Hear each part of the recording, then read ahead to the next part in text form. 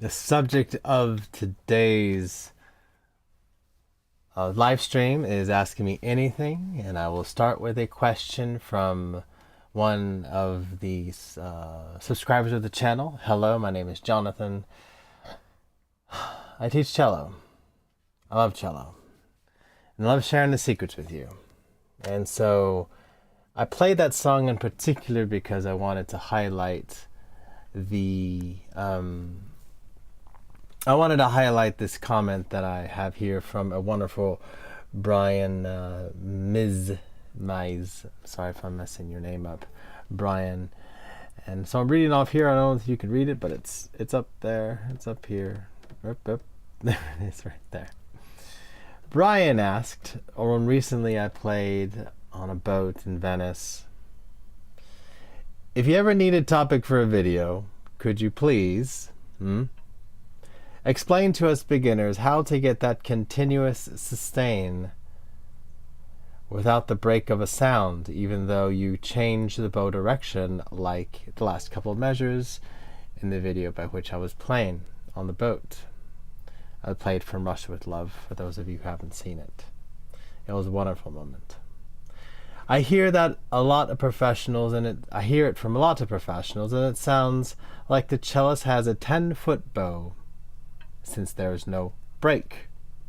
And I sometimes play alongside an organist who loves the dramatic sustain and would love to be able to get that same sound.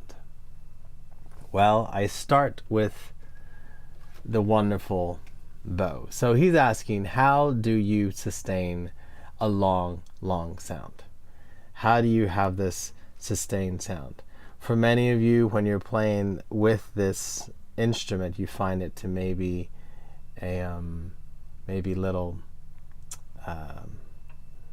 it's a little challenging, this item. So I'm going to help you today with a new way. I'm going to go to my 4-shot here so you can see me here. I'm going to share with you today something I discovered recently in my pedagogy, in my studio. And if you have your cello, hopefully you do, and those of you that have your cellos, then get them out. If you're rewatching this, get them out and do this with me. Okay, so I'm going to go to this shot here. So let's go to this shot. Yes, hello to Gabe, hello to Rihanna, hello to Myrtle. Well, I'll answer your question shortly. First, I need to get to Brian's question for the reason I started this, asking me anything. Okay, so for those of you out there who are watching this with your cello in hand, take your cello bow, and I want you to balance your bow like this on your sides of your fingers. Just like this. I don't want you, and if you were to do so with the flat tip on, with the tip on the front and then on the side, it sits like this, which you will notice that the bow hair is faced toward terra firma. The bow hair is faced toward the ground. And then you'll also notice that here, the baguette, or the stick in front, in English, the baguette en français, is above the hair. All you need for the sustain of sound, these long dramatic sounds by which I just played the Albinoni Adagio, all you need to make a long and sustained sound is right here. But the key is to allow the bow to do the work. Your arm merely moves the bow out and in, pulls and pushes the bow. The rest is done by the design of the bow, which is a fantastic thing about the bow. We angle our cello. If you look right now at your cello, and if you're playing with your instrument now, you're going to go to this shot. If you look down your instrument, it's at an angle. The strings come up, the bridge comes up, it's at an angle. Once you take your bow now and set it on the string, again, still holding it. Not trying to turn it, just nice and straight up and down, and hold it. This right here is the most optimal way to play your instrument. Put your bow hand on it, holding this side. Put your bow hand. I'll do it again, okay? Here we go again. This, like this. Hold your bow with your left hand and replace like this. You'll notice that now the arm is nice and neutral, ready to make a movement. If I hold the bow on this side, I can both flex my wrist either direction. This is helpful. This will be very helpful in the future for softening what Brian says, it sounds like there's no break in the sound when you're doing this.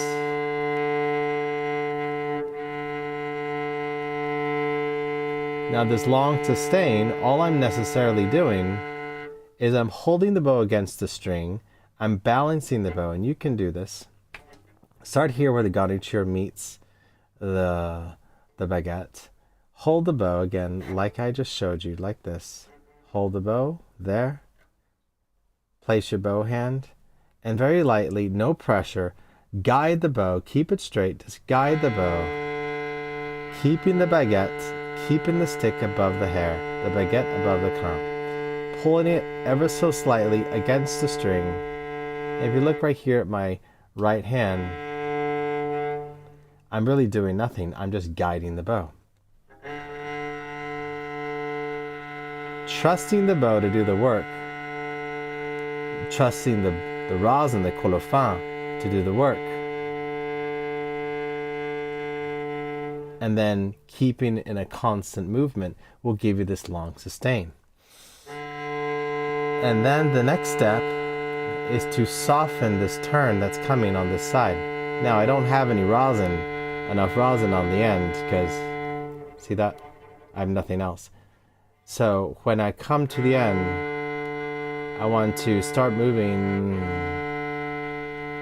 like that. And what happens is not here, but here. The movement happens like this. It's more obvious here, closer to the talon, because you see this change direction and then the bow changes direction. But at the tip, it's a little less subtle. You want to have that sustain, so you're holding the bow against the string and you soften that approach, you soften the change. And here we're coming back.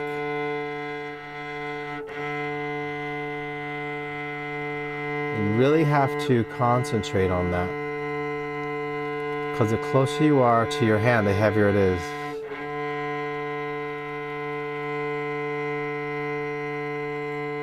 Here it goes again. It's easier at the tip because it's lighter. And all I'm doing is keeping the speed going, allowing, again, the bow is just doing itself. The bow is playing itself. And of all intents and purposes, that is the core technique of playing long sustained notes, Brian, when you watch this. That is how you do that. It's really easy. And so that last, I was from Russia with, I was here, I was doing this, and so I'll go to this shot again. I was playing this, look at my fingers, and then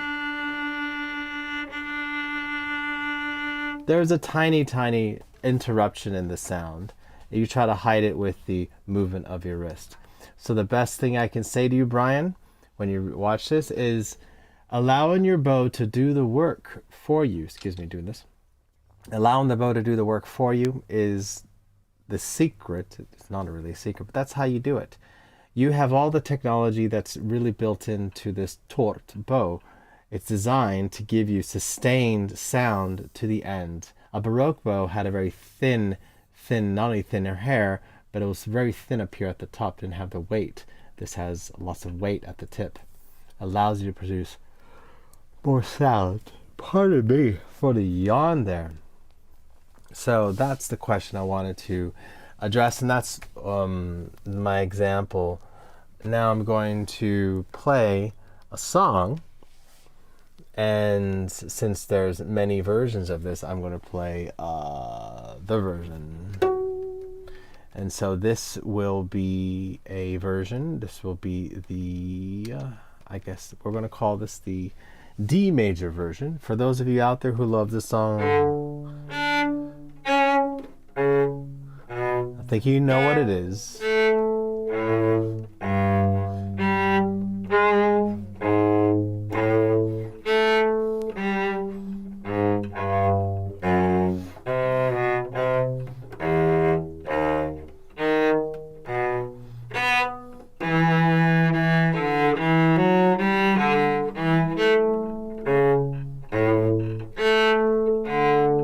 It is the air, it's the second movement, and if there was ever a song that is not notorious but known for its long sustained, it's the very first notes of the second movement of the Orchestral Suite No. 3 by Bach, and otherwise known as air on a string. And to play it properly, you're supposed to play it on the string.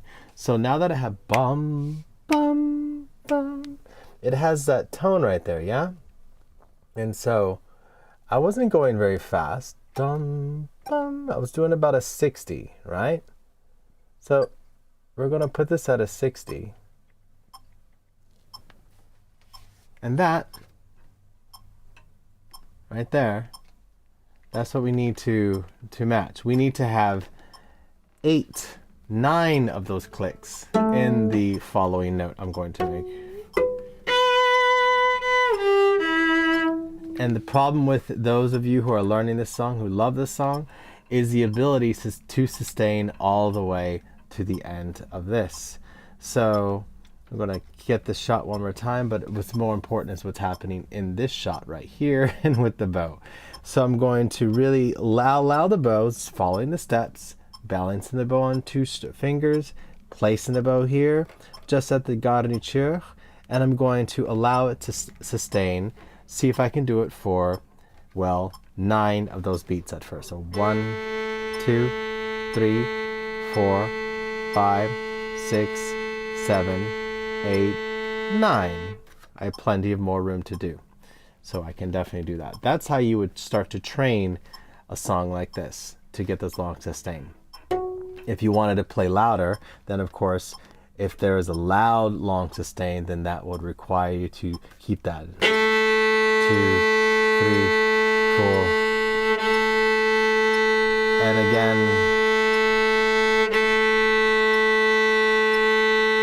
I'm controlling the trajectory and keeping it as smooth as possible and the speed as consistent as possible. 3, 4.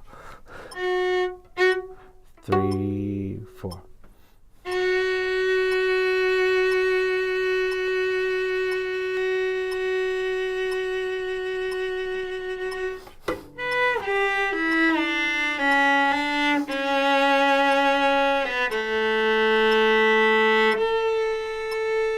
Three, 4, 2, 3, 4, 2, 3.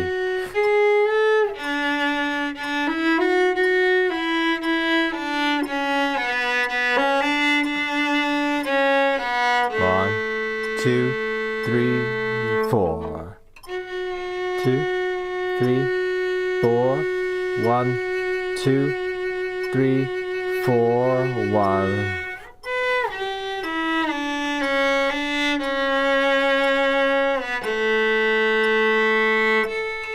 2, 3, 4. 1, 2. See what happens the immediate moment that I reach those long notes, I slow the bow down, but I keep the movement going. I'm trusting the stick to do the work. It's loud enough. It's a quiet song, it's loud enough. And so it is bow management. It is a style of playing where you are managing the distance that you use on the bow. You're allowing the bow to do its work. You're allowing the bow to really sit above the hair and keep the sustain, because if you're pushing down on your bow, if you're thinking, well, I have to, put pressure on the bow to make a sound, that's not true. What you have to do is allow the bow, the technology is built in to do that sustain. Not too slow.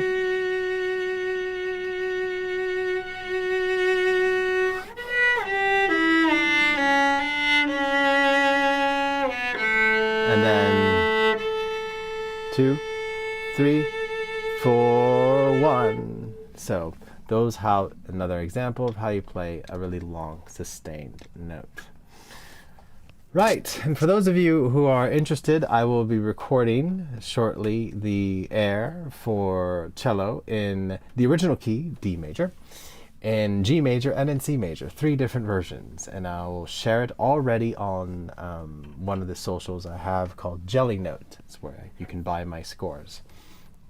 Okay, so I'm going to now get into my live questions, so thank you for anyone who is watching.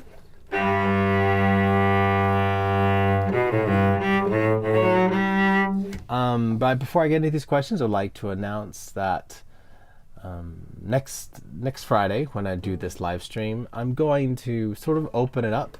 And if you want to actually join for a live lesson during the live stream, if you're here actually on the conversation, I'm going to put on a Google Meet, and you can join if you're here. So I'll only put it here in the conversation.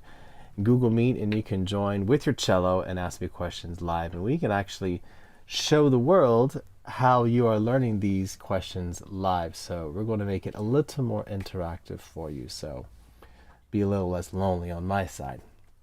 I do love teaching. I think it's a fun thing to do. So I'm going to have to zoom in here on you guys. I hope the sound's coming in good. I really do. I really do.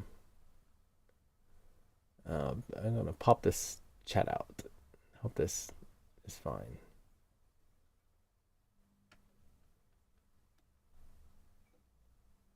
Oh, here we go. That's nice.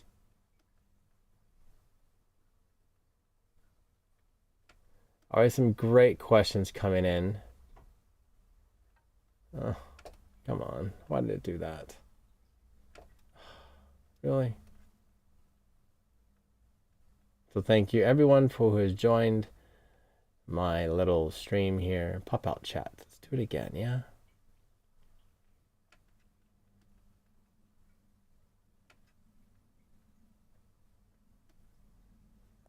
Trying to zoom in on this. Zoom in. Because I can't read it. It's far away on a big monitor. Ugh. Okay, I'm not going to do that. I'm going to do it the old school way. Just zoom in on the actual monitor. So hello, Gabe McLemore. Hello, Myrtle Bates. First question, how much are bows? A bow can cost you anywhere between a couple $100, even as low as $70. I'm going to use American dollars as an example. So you can get a very basic fiberglass bow for less than $100, about $70, typical for a very basic student fiberglass bow.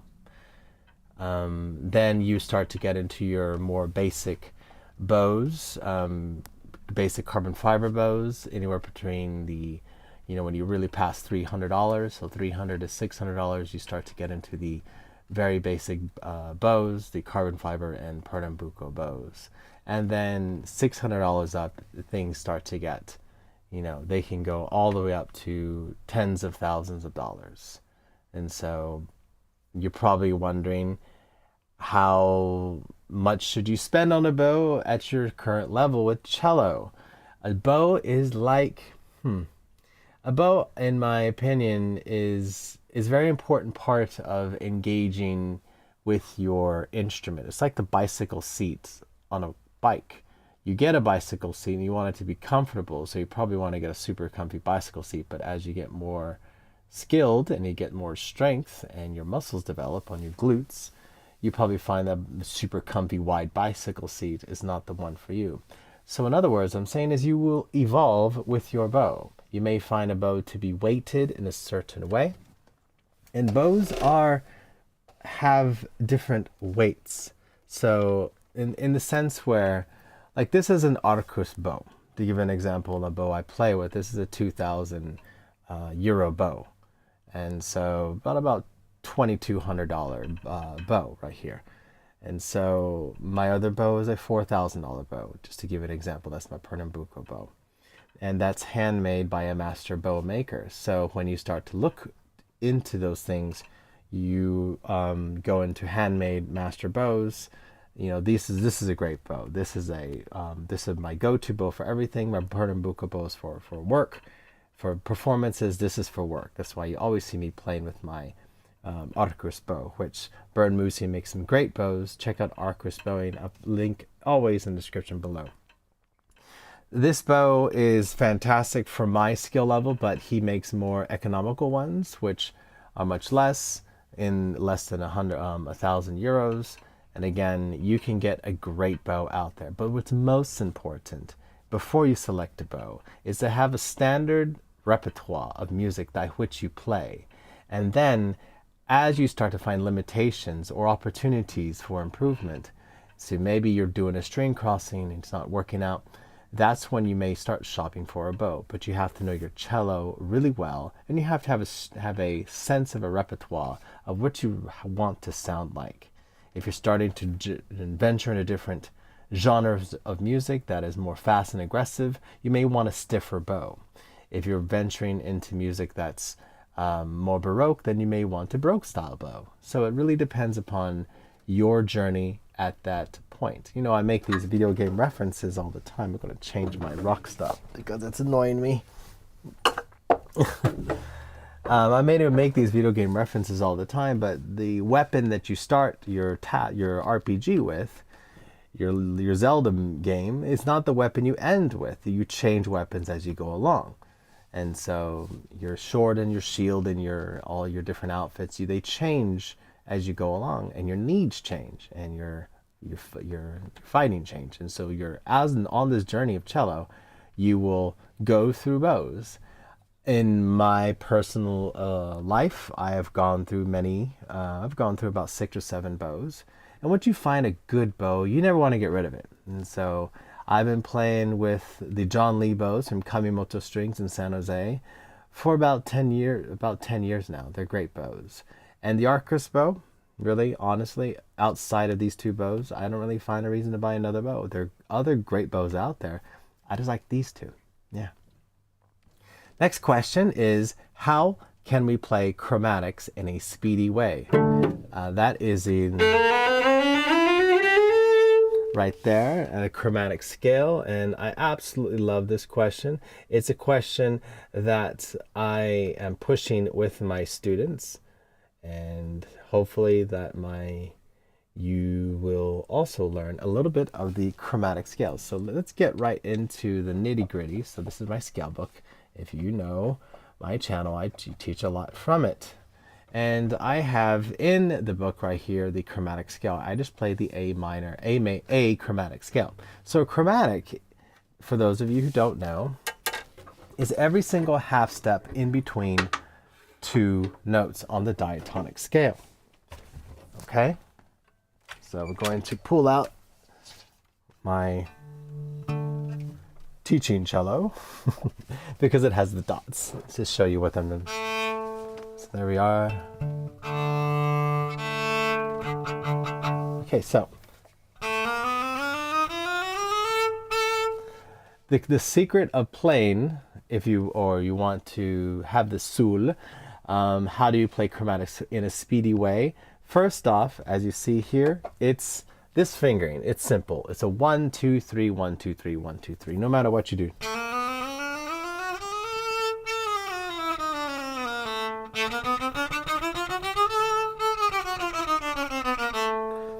That's the code. That's how you play them on every string. You can start on these open string.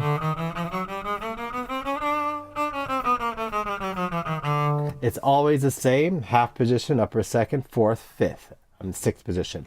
It's always the same, and you want to keep it consistent. And one day I will share with you on the channel one of my bucket list songs. Go to my Patreon page to see what it is. And it's this famous song where it involves you playing a lot of different half steps.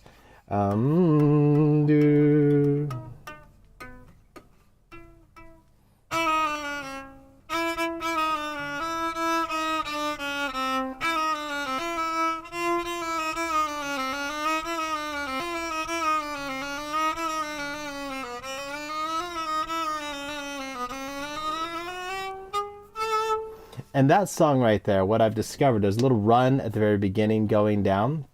And once you get the fingers going in the half position, that is the Flight of the Bumblebee song right there, which I don't have at speed. I'm not going to claim I know it right now at speed. But this is me actually working on it. If you want to see something I'm working on, this is something I'm working on. And I found that this first run from the high E right here, I needed to get it so it's sorted. I needed to get it so it's perfectly in this 3 pattern. If you look closely, I have the 3, the 3, the 3, the 3. So it's a 3, 2, 1, 3, 2, 1, 3, 2, 1. So if you're building down, you should build up. So, and there it is. Once I have that, I'm there. So all I have to do is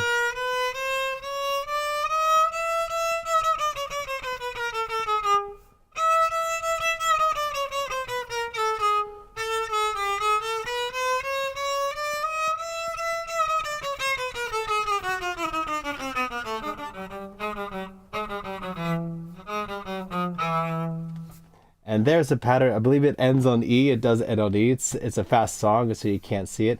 And I'm struggling at the beginning because I have to get it there. Once it's there, then it's all into 1, 2, 3, 1, 2, 3. You start to play them.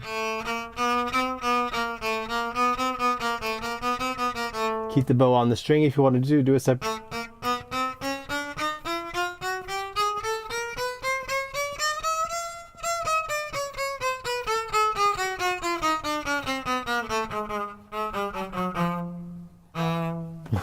You start to play with a very staccato stroke. You can change up. You can do that. You can do... And that's a 2 different type of stroke that you can do to speed it up. And eventually, what I like to do with my students and myself is, if you can play something in reverse, Like, for instance, this passage, can I go up? It's the same fingers going up and going down. So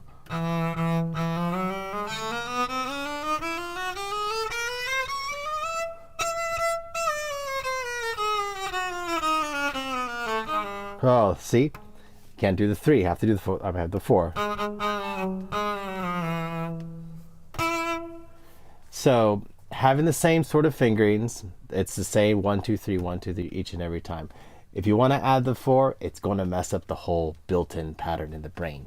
So there's an example of a song that's on my bucket list. It's called The Flight of the Bumblebee, and one day I will have it mastered and fast enough to play so it sounds more like a bee and less like a drunken moth, which it sounds like right now. Okay. No, I wasn't prepared to show that today. Next one I have from Gabe McLemore. Thank you for waiting. You were on the channel quick enough, and I wasn't here. At what age did you start playing cello, and what made you want to play? I started playing at just around 8 years old. And why did I start playing? Because the choice in America was, you know, choir, choir, choir, and then learn. So in the United States, thanks to the to something called the National Endowment of the Arts, that was a bill signed in the 1960s by Lyndon B. Johnson, a Texan. We had music, not just simple marching band to support the American football teams of the high schools, which are super popular in Texas, but we actually had real music programs for primary school students like I was allowed. And so this became a program in the 80s, and I was, you could choose between, after years of choir, singing, to go into more music, which you would learn the recorder, or you would learn an instrument. And the violin, the cellos and everything was available at the time, and so everybody wanted to, you know, pick an instrument that was cool, and I decided, well, I wanted to play a different instrument. I wanted to play something like a viola or cello, and so they said my hand was too small, and told me to not even try out, and I decided to ignore that. But my mother played cello for a little bit, and I said, "Mom, maybe what instrument do you like?" She's like, "I played cello for a little bit." She played piano, but she played cello for a little bit. So a little bit of kind of, I guess, wanted to get to know my mom a little bit more. But it was just me. I was a Ninja Turtle, and the cello was so big. Okay, I hope that helps you. And what made me want to play cello was not wanting to play the recorder. Myrtle Bates, how often do you recommend getting strings replaced? As often as they need to be replaced. No more than 18 months on a set of strings. They stretch out and they start to sort of unwind. So 18 months, 2 years. 18 months to 24 months is the maximum I would recommend for any strings. Okay? For any strings. Guitar strings, the same thing. They get stretched and they wear out. Even though they sit there on the string not being played, they get stretched and they tend to wear out. Guadalupe Flores, hello Guadalupe. Thank you for being part of my live stream. When you want to begin playing a cello again, what's the first step you should start with? Oh, that's a very good question, actually. You should start with songs that inspire you. But be very careful with how you choose these songs, Guadalupe, because you should, if you're starting again, which I call you a returning cellist, you have a history already with the instrument. You have already developed some sort of connection with this, and something's pulling you back to it. It's a significant thing to learn an instrument, leave it in your past, go about your life and say, oh yeah, I learned piano, oh yeah, I learned violin, and never return to it. But to go back to it, let alone an instrument as complicated as these by which we play, that shows character. That also shows something of a deep connection that you have with the memory of learning it and of playing it. And so you need to connect back with in your case, Guadalupe, with why did you leave? Why are you coming back? Because now you have a history. You're an adult. You're not a kid anymore playing songs that your parents told you to do. You're actually an adult making an independent, conscious choice to make music an integral part of your life, knowing it's a sacrifice, knowing it's going to be an uphill battle, just to get to where you think you'd want to go. So take it easy, take it slow, but also pick songs along the way. I call it the 3 songs of Lord of the Rings, if you will. First song would be the one right out of the Shire, where you and Frodo have gone, or me, I'm your Gandalf. We are going along that quest, and we find that song that you can get, an easy song that's accessible. It can be anything. Okay, write them down. Then write a song that takes about 6 months to get to. Something, again, little goals. And then the third song would be the top of the mountain. You've slayed smog. What is that dream song you want to play? And have them, access them, find them. Go on MuseScore. I use MuseScore all the time. That's how I'm able to make this score right here. This is by MuseScore. This is by MuseScore. These are songs that I design all the time on MuseScore. So the opportunities to find music is amazing. It's all out there. I suggest that you start finding those scores and reading music again, and of course getting a scale book like my own or something else and starting to learn the nuts and bolts again. Get a bow, start to bow, watch online videos, talk to other musicians, start to imagine that this is already happening in your life, and of course find time to play for others. Have them enjoy the process along with you. So that's, in a long way, is the first steps would just to simply start with writing down those songs that you imagine yourself to play, that you want to play in a period of 1 month, 6 months, and sometime in the near future, or top of the mountain, lifetime goals. They can be anything. And I say be careful, because don't want to pick something too difficult, because you'll get discouraged. So pick something not too easy, because you'll be bored. You're an adult, you can figure it out. Or you're presumably more mature than a child, but presuming that too. Consciousness. Any advice on exercises for a bouncy bow? Thank you. Well, the bouncy bow. Let's go back to the bow. A lot of questions about the bow today. Yes, the bouncy bow. Yes, here it is. The bouncy bow, go to the shot. The bouncy bow is something that it's all too much control. Again, I started with my live stream talking about sustain. Hold your bow like this on its side. Allow the bow to do the work for you. And allow your hand to hold it against the cello. You have to hold it against it. See, I'm 2 fingers right here, just 2 fingers. I'm pulling it against the string, but I'm not pushing down on it. There's no pressure. I'm just like pulling. It's like when you go to open a car door, grab it and yank it open. You lightly open it for new car doors, like those Teslas. You have to be gentle in opening it. So you have to be gentle. Hold the stick above the crin. Hold the baguette above the crin, the stick above the hair. It's already doing it. It will slide off. There it is. And then just ever so slightly keep the bow in contact. So you're pulling back a little bit as you're doing this.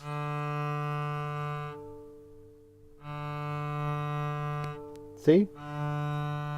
The index finger keeps the trajectory going straight, so my index finger is always curled, and the thumb sits here in the nook. And then, of course, in my video about flow your bow like the river of life, you have to move with a soft, supple wrist. Now I'm going to stiffen my wrist up. I'm going to stiffen my fingers up. I'm going to over control. Remember that song I started playing with today, which was the air? How would it be sounding if I played the air with an over-controlled bow?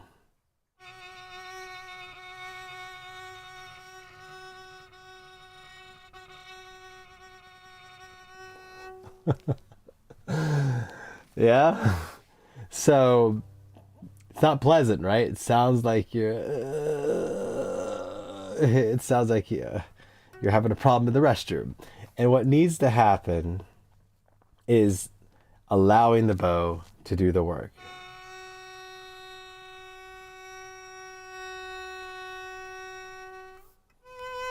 Okay.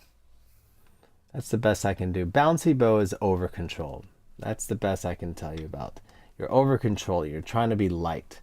I sometimes tell my students to crunch it, really feel the weight. And when I say crunch it, I'm meaning like really crunch it and really let that bow, that arm get heavy on it so you can feel it. And then I'm also sometimes, again, whatever approach it takes for you to understand, your hand is there to keep the bow against the strings. The rest is done by this long stick. It creates that sound. That's a mezzo forte. Again, there's nothing right here doing anything. That's a mezzo forte. But you can forte by getting closer to the bridge. That's the same amount of pressure. Again, watch this. 2 fingers only. 2 fingers. Here. Quiet. Like a mezzo piano. Here. Again, 2 fingers. Holding the bow against, having the stick above the above the crown, and now really close. Keep it in contact, good contact.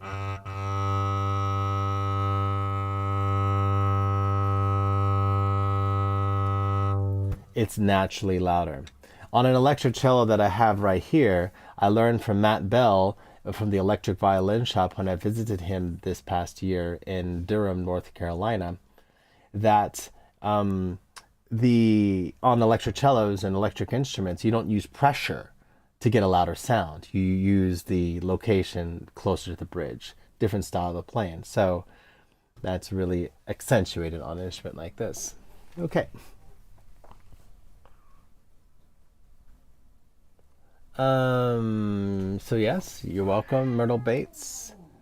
Gabe says, is a Hungarian Rhapsody the hardest song to play on the cello? The Hungarian Rhapsody is written for the piano, not for the cello, and I wouldn't consider it to be the hardest song because it's not necessarily written originally for our instrument.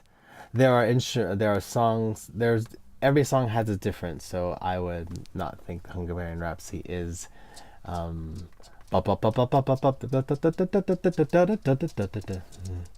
don't know but yes, there are certain things that you can play. There are certain caprices from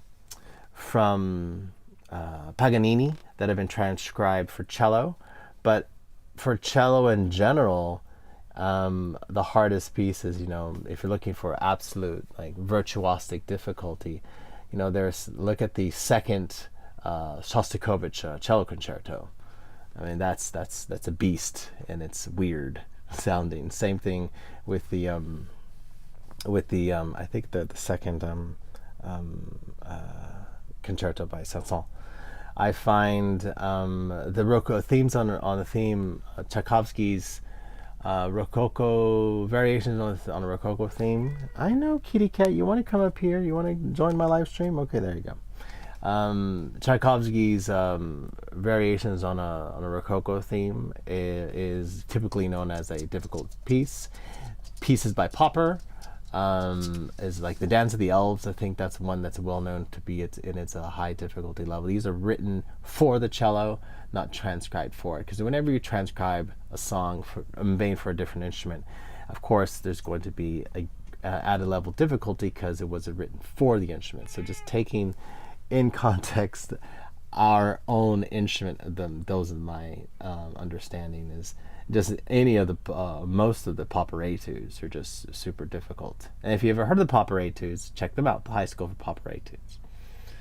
Gabe again, and how long will it take to take an experienced player to learn that song? The Hungarian Rhapsody. Again, the Hungarian Rhapsody is a by Franz Liszt, which I'm presuming the one that you're talking about, is a song that sounds fun. And I would have to arrange it to play on a single instrument. There would be octaves and stuff, so it'd be a challenge. But I don't think at the end of the day it wouldn't be as difficult as some other pieces like by Popper or like the Tchaikovsky that I just mentioned. Hello, Mr. Buttons. Robert the Bruce. Hello, Robert the Bruce. What's your favorite string setup, like Larsen Soloist Spyrocore? Thanks for your content. You're great. Well, thank you, Robert. I appreciate it. And for any of you that are watching, please subscribe if you're not subscribed already. About 80% of you are not subscribers. So hit that subscribe button. Press that subscribe button. It doesn't hurt. And it shows the algorithm that I'm doing something. And every time you guys subscribe, the value of my advertisements, which you probably don't like, become a premium member of YouTube. That's what I am, and you don't get all the advertisements. And the value goes up for my channel. This is my 11-year-old American kitty, and as you know, I have a puppy, and they don't like each other. She is 11 months old. She's now below me, and this is my 11-year-old. But the cool thing about having an electric cello is I can play.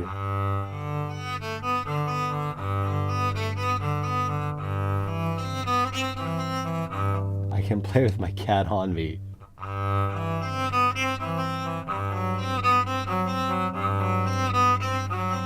She loves the electric cello because I can just play with her on my lap.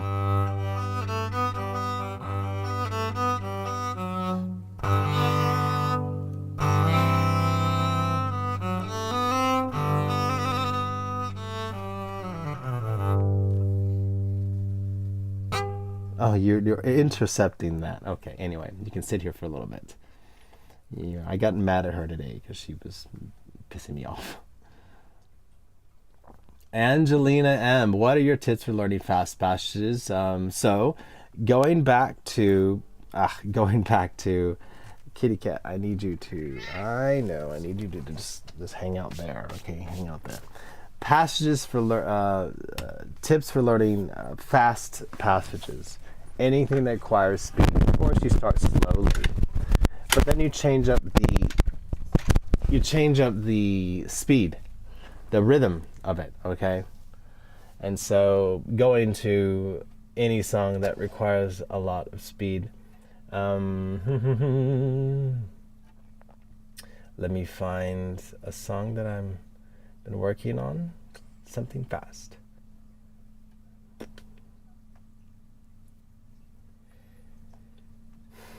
You change here's the courants.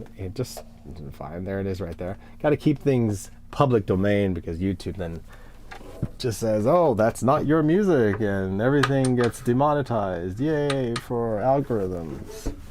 Okay.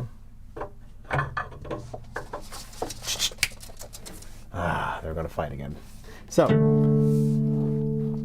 measure 5.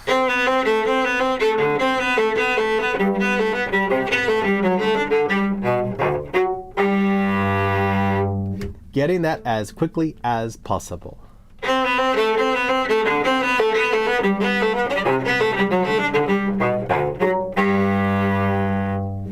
You have to break it up in different parts.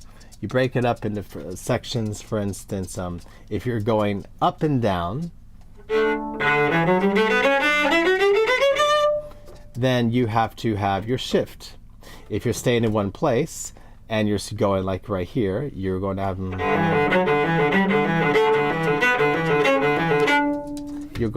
have your string crossings. It all is dependent upon certain things. So first tip for learning any passage quickly is to have a strategy. What are you going to do first? What are you going to do second? What are you going to do third? So in this context of this song staying in one place, it's a lot of bow control,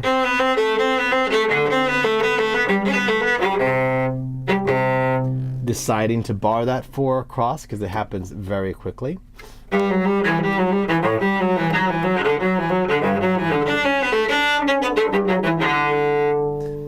Deciding to have all these things sorted out and then breaks it. Okay, I'm struggling with one thing, struggling with another thing. For instance, going back to my something I'm personally working on, the Flight of the Bumblebee, going back to that. Now this is a fast song, and I want to be able to play this at a speed.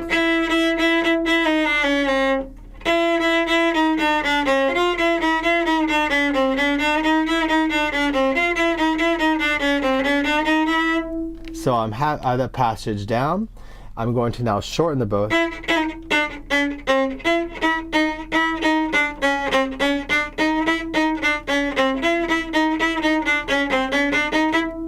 So I've got the bow shortened down. We're going to really concentrate on not letting the bow bounce.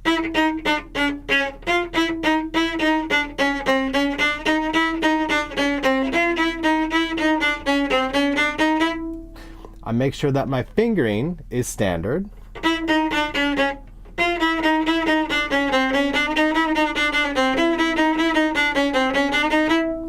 And if I'm having trouble up here with the fingering, then there's a pattern of bum, ba-dum, ba-dum, ba-dum.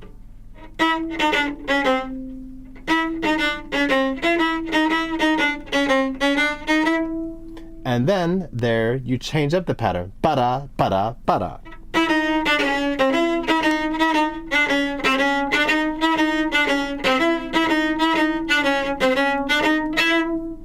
And then you put it all together. And then one tip that my teacher told me to do is tap them out. So that's a method where you go tap, play, and you really you want to get that contact down with the instrument. My best suggestion is the one I've mastered, is the play one pattern, which speeds up 2 notes next to each other. So that's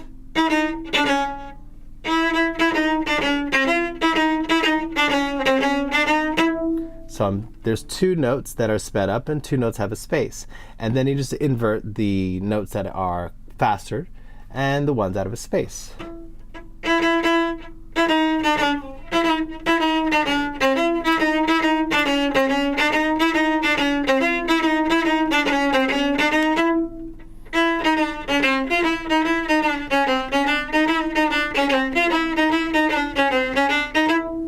And then when you have that down, slow it all down, take it to a speed, and then you pull out your wonderful metronome and you start to click up, click up, click up. And the metronome is a wonderful thing. You take your metronome, I go in clicks of 2 clicks up, 1 click back.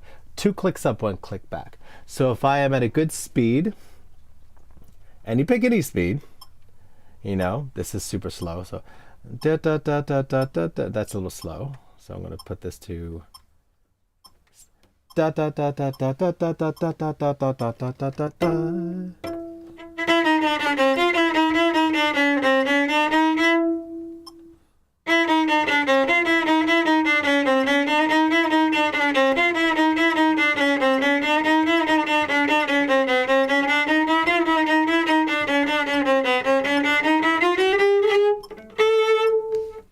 And so if I'm not good at that speed, which I didn't really nail at that time, I'm going to take it down a couple clicks and find the speed that I can play it smoothly through without any mistakes.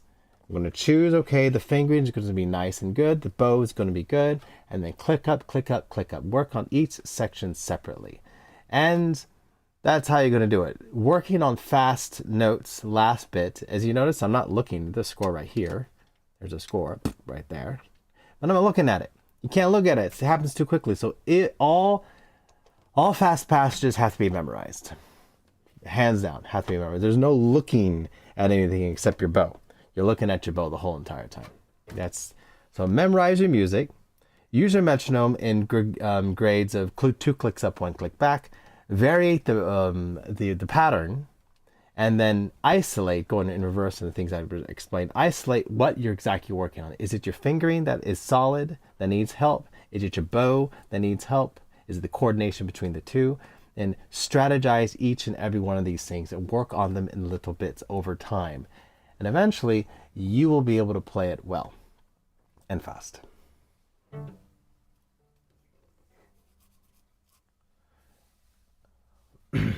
Oh, the Hungarian Rhapsody by Popper. No, it's not the hardest. It's not the hardest. It's a nice song, but it's not the hardest. It's a cool song. It's not the hardest. It's a cool song. I like it. One day I'll play it. And if I can play it, it's not the hardest because I'm no virtuoso. You're welcome, Angelina. So, Red Dragon, TAF UK. Can you talk about metronome techniques to help you play in a mixture of notes like dotted crochets, following quavers, and minims, please? Metronome techniques. Okay. Metronome techniques. Well, I'm just using my metronome right now for learning dotted crochets. So, dotted crochet would be like... I see. It depends on how... You're probably asking a question about subdivision. I'm thinking that may be a possibility in there. Learning how to, if you can be a little more clear on Red Dragon, if you're talking about subdivision, how to count through those half notes, those minims, and those quavers. So like a dotted crochet, da. So, you know, the song I just played tonight was this right here, and there is this, you know, these notes right here. And you would have a metronome going in something like this. So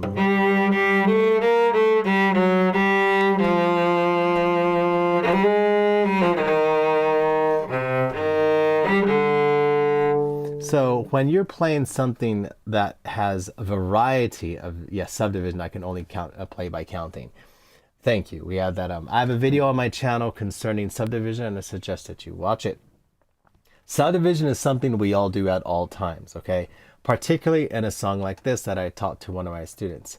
When you have lots of variety of songs, and I'll go back to the air on a string. Air is a very good example. We'll play now here, D major. And so you have this second passage right here. Oh, a good example right here. Right here.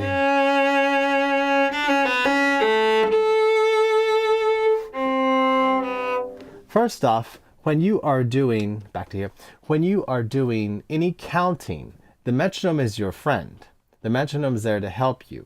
Pick what the pulse is going to be. Now I set this at 60, and the eighth note being in England, that would be the quaver. The quaver was to the pulse, and the crochet would be 2 clicks. So if I were to set my little metronome here to 60, Mochi. There it goes.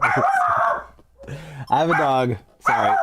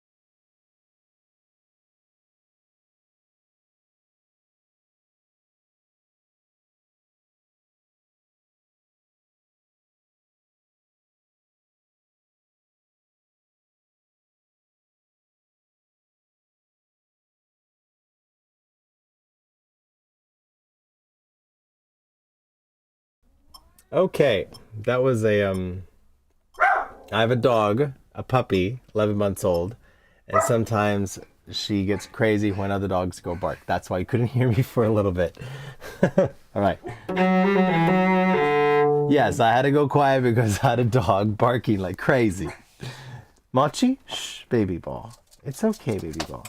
See, there's my little Mochi ball. There's my little, come here, come here, babies. It's okay, babies. This is my little alarm right here, okay? I let Daddy live stream, and I will be done very shortly, okay? I'll be done very shortly. I started early, and I'm going to end very shortly. Yeah, so to answer this last question right here, Angelina will answer your last question unless someone sneaks one in. Subdivision, okay? So we have a mixture of crochets, dotted crochets, quavers, and all sorts of things in this passage right here. Choosing the tempo, the pulse by which the tempo is going. So here I'm having the click, click, click, and then what I'm going to do to aid me in this counting, and you may need to do this, is write down where the click is. And this will really help you count out this. This is 1, 2, 3, 4. There's 8 going to be in each measure. See, this right here happens, there's a whole bunch in this one right here. So there's 3 clicks there. Do, do, do, and this is all, you know, in one. So this is how it's going to sound. 2, 3, 4. 2,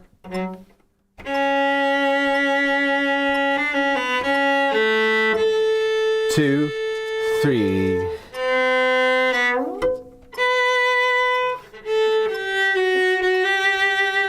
And so writing out the actual clicks, and then here's another place right here. I'm just going to write out where the pulse happens. Happens here, here, here, here, here, here, and then it happens here. That's a whole bunch right there, and it happens here. And so this next part, putting my metronome on at 60 beats a minute. Here we go. So 2, and so being able to internalize this counting, it's less counting, Red Dragon, and more feeling.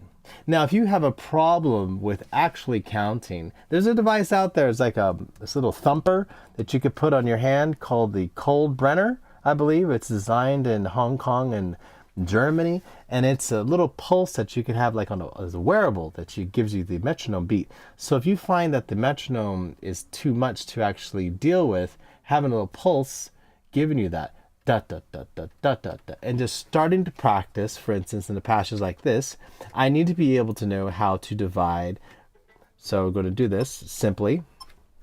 Those are the quavers, quaver, quaver, quaver. Now I'm going to double it up.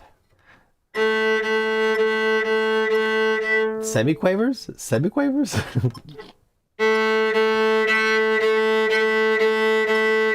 Semiquavers. And then demi-semiquavers. Correct me if I'm wrong.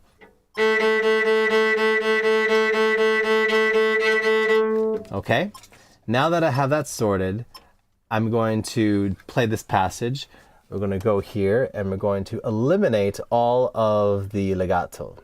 We're going to just kind of cut them out to really get this down. So cutting this out here, cutting this out here to see if we can feel it.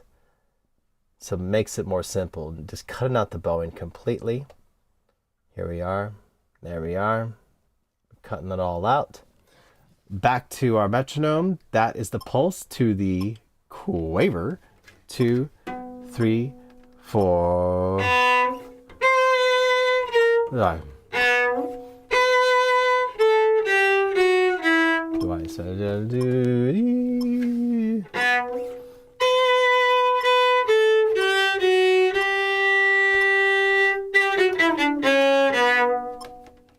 I had to relearn the bowing for a second. Okay, again. So bum bum bum bum bum bum bum. Another tip I've been doing with my students is ta ta ti ti. So ta ta ti ti ti ti ta ti ti ti ti ta ta. Singing it. Get it into the body first before you play it.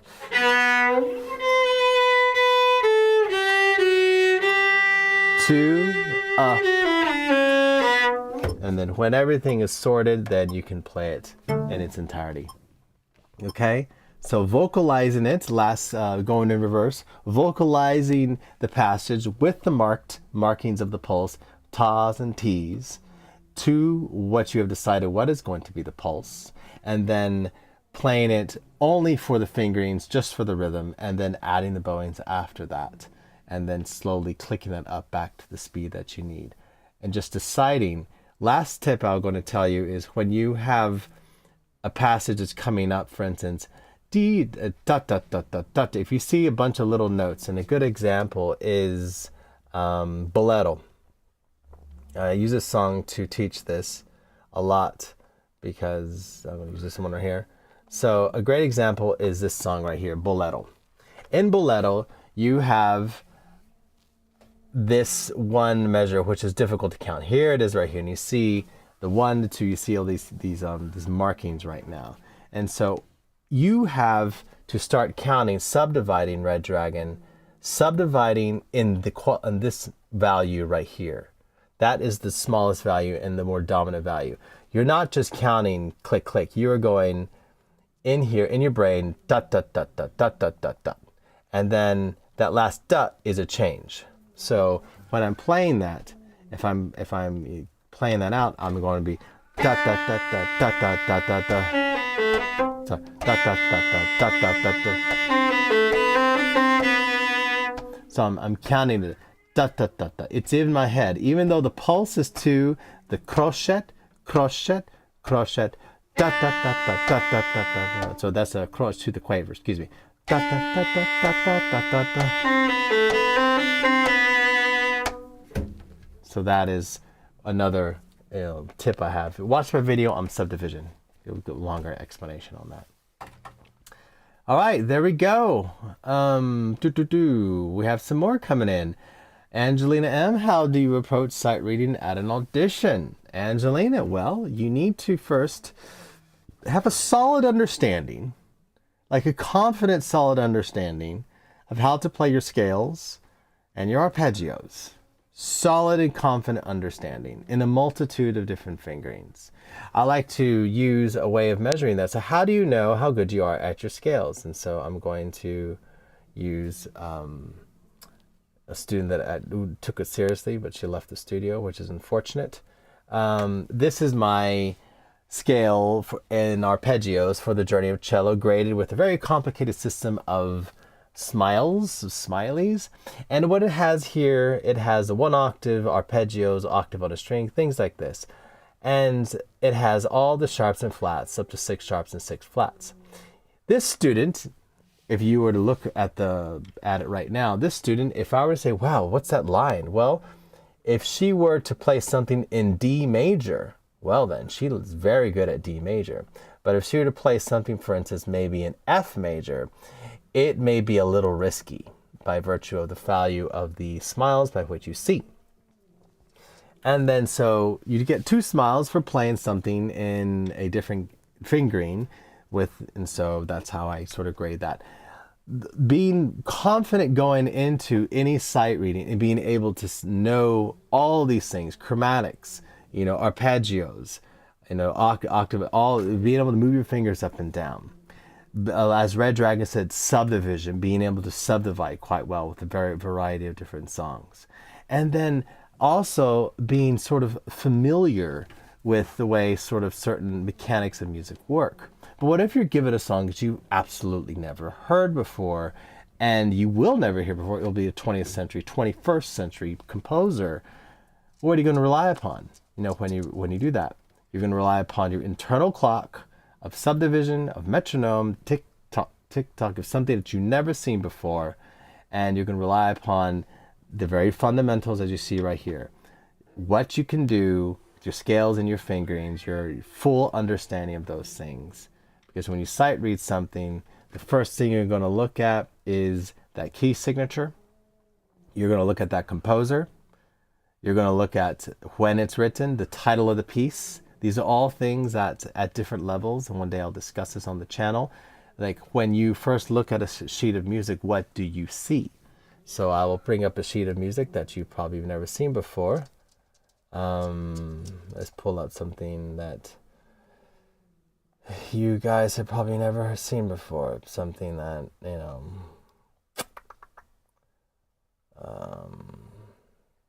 or if you have, then great. It just depends whether you've seen it or not. let's see here. Now here's a good example. I mean, this is from Gabriel Fauré. And so if I put this in front of you and said, play it, as a sight reading, you would immediately look at what? Well, Angelina, if you were new to the cello, you would quickly kind of look at the notes and kind of see, well, how does this go? But the more skilled you are, like for instance for myself, the first thing I would look at would be, who wrote this? When in time am I? When did he live? Your knowledge of music history is super important. And then, where in his composing life are we? Are we early in his life? Opus 7 is an early composition for cello. And then, what does this mean? Après un rêve, after the dream. Okay. And then I would look at, of course, this right here, how fast it goes. I would look at this right here and give a general understanding of, what is happening in this beautiful piece. And then, of course, seeing, okay, there's some triplets, there's some counting involved, there's little bits involved, and there's little things.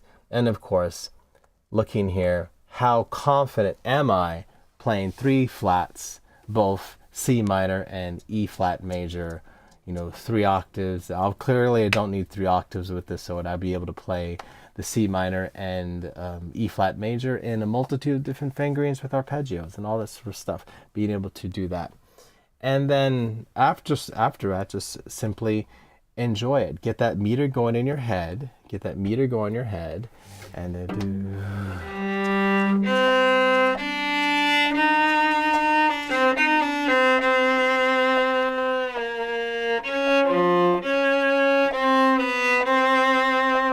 so again, something I've never played before. I just sort of like pulled it out right now.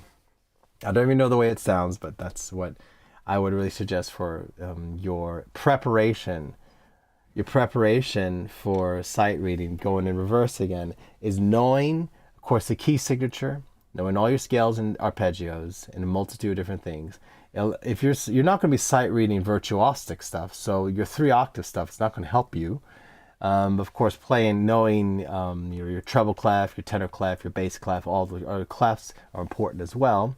But your ability to understand your thumb 1, maybe little thumb 2 if you're trying to do something incredible, but you won't really find that. Most of the time in auditions, when you're given something, they're going to test your knowledge to stay with the music. Can you transfer what the music is asking for? If you become a studio musician, meaning you show up at a studio that you're given a score of music, the most thing you're going to be asked for as a cellist is, how's your rhythm? How's your timing? And how is these things going to be on point so everyone else can stay on point, because you are a filler instrument as a cello player. And of course, knowing when it was written, what is the meaning of it. So if you were to play something that's fast, why is it fast? Is it angry fast? Is it happy fast? These are all things that you need to look deeper into the music. And how you do is you take a quick look at everything else. So in all honesty, I would look at all this. If you had a second to look at all this, I would look at all this stuff here without even looking at the notes. I would look at all that stuff first. All of this first. And then that would give you so much information to know what you're playing. Après un rêve. All right, after a dream. I'm waking up. It's probably pretty dreamy. Okay, it's Andantino. Doesn't tell you much, but Fauré. So it's Impressionism. We're talking about the late 1800s, early 1900s. We're in France. 3 flats. So it's probably going to be in some variants of E flat major, C minor. That is how you would prepare for a pretty good, and of course, that wonderful metronome in your head. Okay, thank you. Delta Kid, how much do you think a decent cello costs? Decent cello is the one that you can afford, that make you sound good. So there are student grade instruments that have gotten more expensive over the years, and they can start around $1,200 to $2,400, but that's sometimes a lot of money for some people. So don't spend less than $300 to $400 on an instrument, American dollars. Save up your money, spend $300 to $400 to $500 on an instrument. Get an instrument with good components. I talk about this in a lot of my videos. Go back to my videos and watch them. You should get an instrument with components, especially the one with the Amazon Black cello. Watch that video and the components that you will replace. So a decent instrument is one that plays and that you enjoy playing. The ones you can play, not one you can, aspire to. We'll watch for sure. Thank you. You're welcome, Red Dragon. You're really helpful. How does one process work of being a cellist, then getting into performances and joining an orchestra? How does process work? Gabe is asking. Being a cellist and getting into performances and joining orchestras. What's interesting is there are two types of cello players right now. There are those that gig, and those that are chasing the gig, chasing the dream of being on stage. And there are those that teach. There's one of the two. There are those that really love teaching. And there's a third cellist, which I like to put out there. That's the the session cellist. And that's the secret cellist. So you have three different types of cellists. The gigging cellist, the teaching cellist, and the session cellist. You have to decide how you're going to train yourself and make your own connections in the musical community that you want to be part of to see where you want to fit in. I know a good session cellist that is actually quite successful in his sessions in the Christian music scene in Los Angeles, evangelical Christian scene, and he's just super into that, and they just love his sound. He's not very skilled in virtuosity, but he's got a great sound, and he's very dependable. And he's always playing for sessions and always on recordings. So that really puts him in an interesting space. I am a teacher. I like teaching the instrument. I love performing, of course, but I prefer to teach. So my skill set and my pedagogy, my whole entire focus is how can I deliver to you something that's replicable, and also something that could be understood and be demonstrated in a multitude of ways and an easy way to do. True artists that just want to perform, don't have time, cannot be bothered with explaining things over and over again. They don't teach, they perform.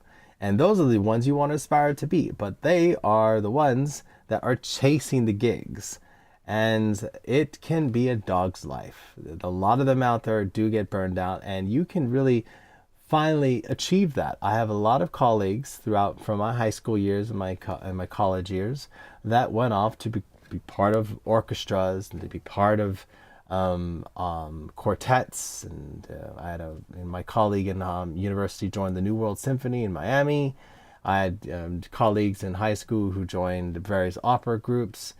People started their own orchestras. There's a lot of that out there. How many of them are playing cello today, 20 years, 24 years later, in that same group? How many have lost that group? How many have done this and done that?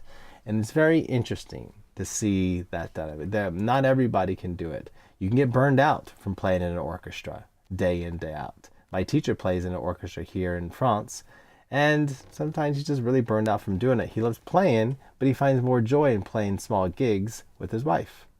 So, in a nutshell, you getting into performances by, like Angelina says, auditioning, getting out there, meeting people, and then just put yourself out there. I want to play.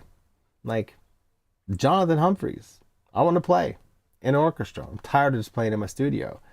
I'm going to go find one because I'm tired of being a lonely cellist in my studio. So I'm going to do that. You know what? I'm going to share that process with you guys. I'm going to join an orchestra. I joined an orchestra, a great orchestra here in France, and I didn't like it because the commitment was too much. I need a rehearse all the time. And then you get into the minutiae of the politics and all these other little things like, wow, you guys some orchestras are super demanding and expect you to worship that time. And I don't need that. There is a jazz orchestra I want to check out, and I have a lot of fun with them. So hopefully that's going to be there. You're welcome, Angelina. The topic of the stream is asking me anything. Juan Cancelado Rodriguez. Hey, Juan. I think we had a couple lessons a while ago. You live in Colombia. How do you memorize all the cello positions? By feeling. And I'll end with this. So, Juan, it was wonderful teaching you, by the way, a while ago. I think you're a pilot. Pilota, des avions. And so, how do you go around? Well, yeah, haha. I do remember. You like Disney songs. Uh-huh. Remember that?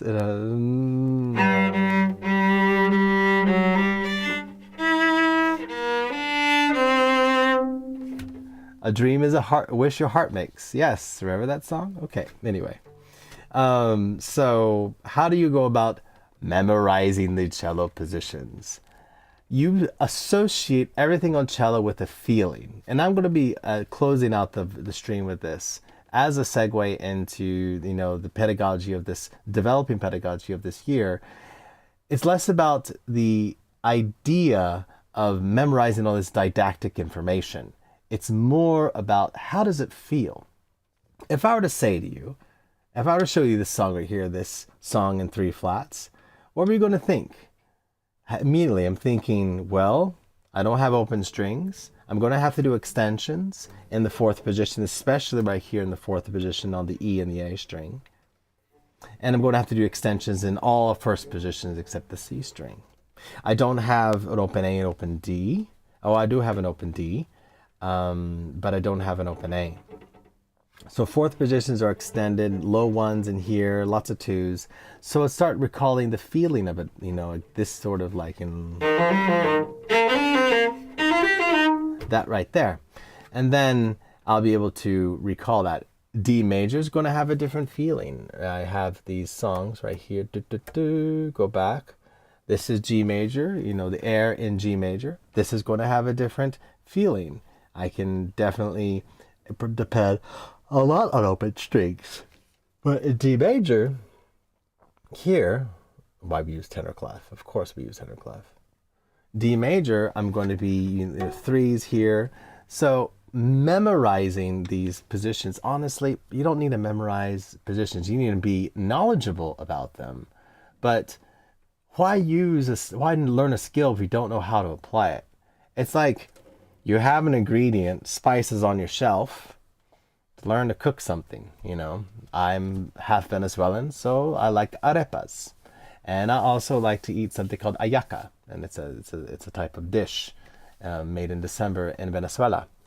There's certain things, and you can also make pan jamon, another popular thing there in Venezuela.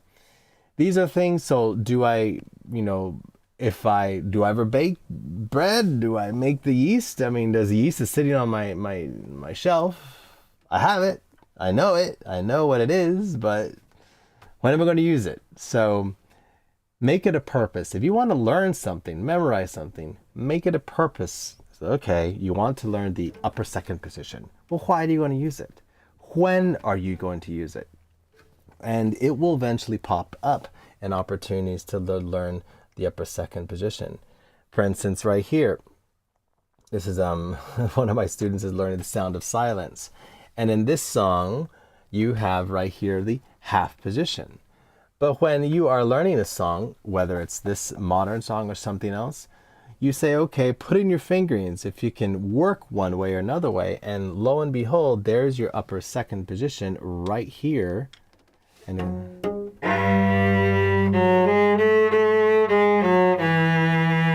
there's my upper 2nd position right there. It's built into the fingerings. But you have to kind of arrive there with your trial and error.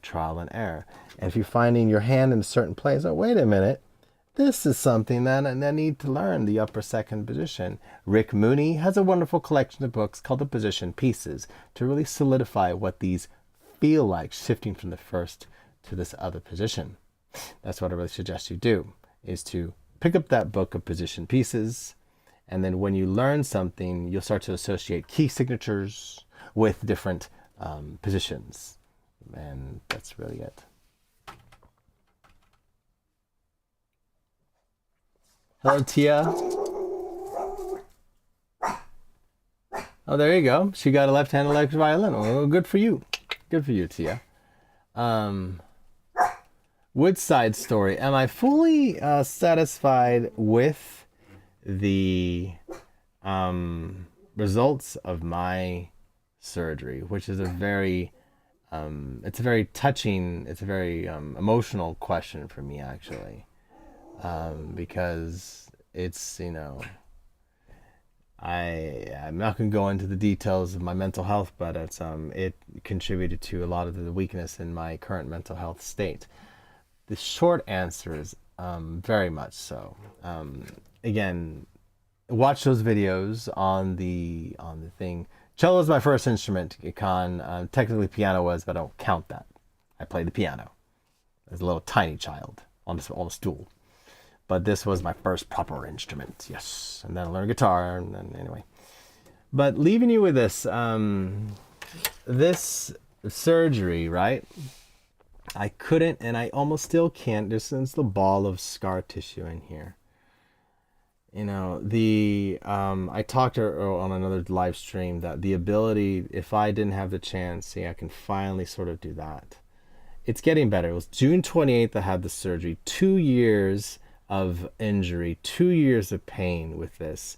Finally have it. It's not completely there, but I'm able to do bar chords. I'm able to do songs. I'm able to play again, and it feels good. It does. I take lots of joy in the most simple things, and it's so simple, but you take it for granted. Anyone who's watching this, you take it for granted. And in the Cohant, and I kind of smile, but it's a very melancholic smile that I do this, because I know what I almost completely lost was my ability to play music. You have to understand, I used to teach guitar. I stopped teaching guitar. I stopped playing my beautiful Martin guitar. That hurts. And then I almost had to stop playing cello. And that would have been the end of everything. So right here in the Cohant is a lot of twos, and I was recently teaching this to a student, and it goes like this, and so it's going to go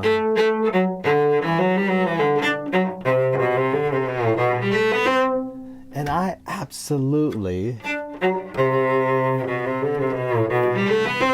I'm loving that tap up to that C natural right there.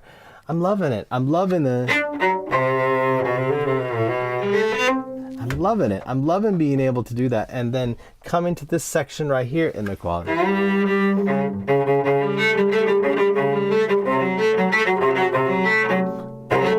Being able to play these chords, locking that second finger, because it would immediately cause me pain. I simply couldn't play. I couldn't play Bach. I couldn't play anything in thumb position. Everything was painful. Some Woodside story. I am satisfied initially. I was unsatisfied because I never had the surgery before, and I couldn't straighten all my fingers out before.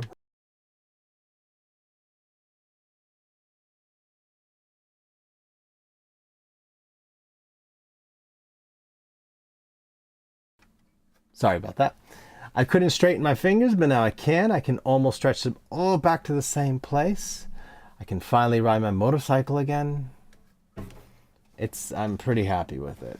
No, don't wait. Anyone who has a hand injury, do not wait. If you have a trigger finger, a doigt ressort, do not wait. Get it sorted out, because it will get worse over time. I want to get another echograph and a sonography and look at it to see if the swelling went down. Because in the video, if you watch the video I had pockets of fluid in there, in addition to the fact that the thing was just not working. So, you're welcome.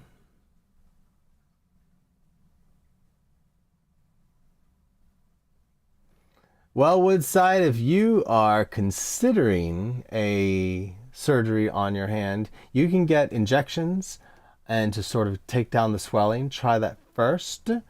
That's one thing you can try, therapy, but at the end of the day, if it's funny, I didn't know that, but you have extra tendons in here that you don't need, so they just cut them. You can do multitudes if you have multitudes, and if you're a woman that's older, or if you have diabetes, apparently that's a big thing as well. It affects it, and online there is a a woman from Montpellier that had the surgery, and she was a piano teacher, and so immediately, of course, she could move the hand. It's life-changing, especially if you like to use your fingers. So whether it's caused by diabetes, age, or simply overuse, which was a third case for me, don't wait. Get it done. You know, it's the you're not able to play for like a good, 2 weeks, but it's well worth it. It's well worth it. Yeah. Right on. With the topic at hand, any tips for double jointed locked pinkies on both fingers? So yes, talking about that locking of the digits.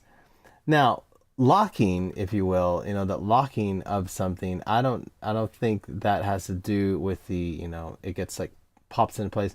You need to see a physical therapist, and you really see what's going on with that. Using different creams, different topicals, glucosamine chondroitin, different things to treat the joints as well. Adding fat to your diet, because having a good fatty diet really coats those joints. I know it sounds crazy, but having a nice fatty diet puts nice lubrication in the joints. So having some good fats in your diet. I notice with that, when I start to really cut the fat out of my diet, I find that my joints feel a little sticky, and so I need to have that fatty diet in there. But when you have a locking finger, don't. If you're new to the instrument and your finger's locking, which you're probably, if that's happening for you, which I've seen for many years, that's because you're probably putting on so much pressure that it's going into a shape and it's locking in. You need to slowly develop your strength. Round out those digits. So I'm going to go over to this right here. Round out those digits. Have them as round as possible, and fight the ability to lock or to anything. Don't put so much pressure down that they lock. Put just enough. Okay, adjust your bridge and everything so your cello is easy to play, so it's just enough pressure. And if you are looking for more answers, there's a book by Sazer, S-A-Z-E-R, I've talked about it, called Playing Cello Without Pain. It's a red book. It's over there in my bookshelf. Check that out. But just don't use so much pressure that your fingers lock. Just enough to keep the shape around.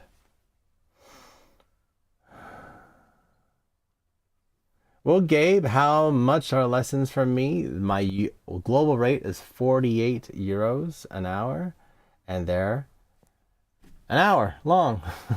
And you get all this good stuff right here. And so if you are interested in getting a lesson with me, then certainly you can email me. You can use my online calendar, prepay for a lesson, and I will make sure that you have the best online lesson experience you've ever had in your entire musical life, because this is my passion.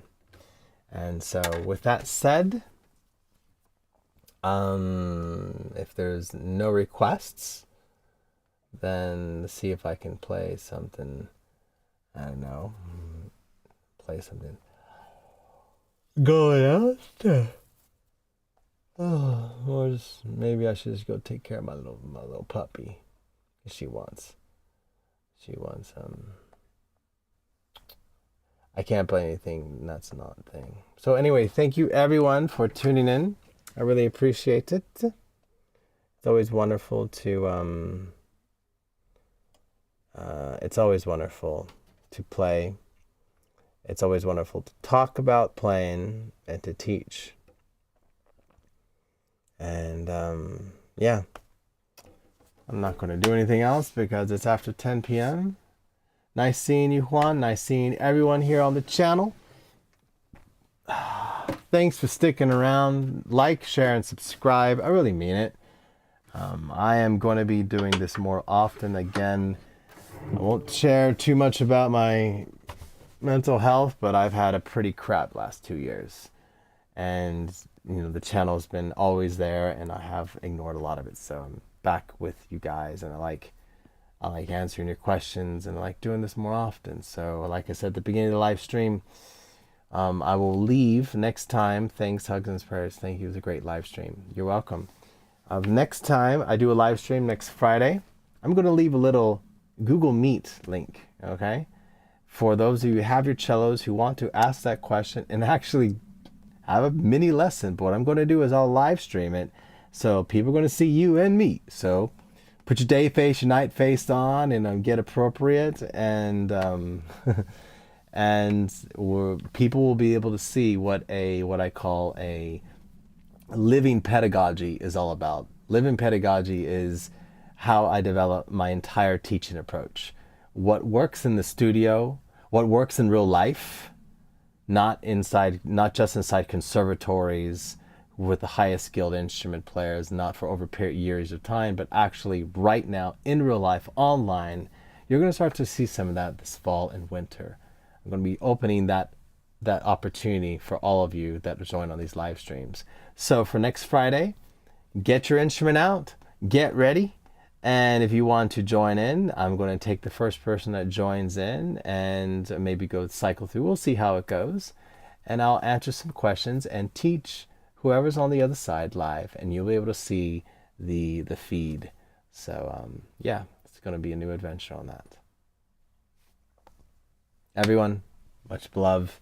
Wherever you are in the world, thank you for joining me. Thank you for watching. It's a blessing to have cello in your life. It really is. It's a blessing to have music. Share it with others. Play your music for others. Play it for yourself. And one thing, I'm probably also going to start doing monthly recitals for anybody wants to submit something. Anyway, we're going to talk about it next Friday as well. Tuesdays, I'm on Patreon. I get here and get on Twitch. And on Fridays, I'm streaming here. To everyone, thank you. Show us the doggy. Hello, Soren Kodeko. All right, Mochi, you get to see the dog before we go. Mochi, come, babies. Mochi, come, babies. Come. She doesn't want to come right now. She's quiet. Because I was mad at her. Mochi, come, baby. She's over it right now. Love all of you. Take care of yourself wherever you are in the world. And thank you for watching. And thank you for sharing your time with me here on the channel as you travel along your own journey of music discovery.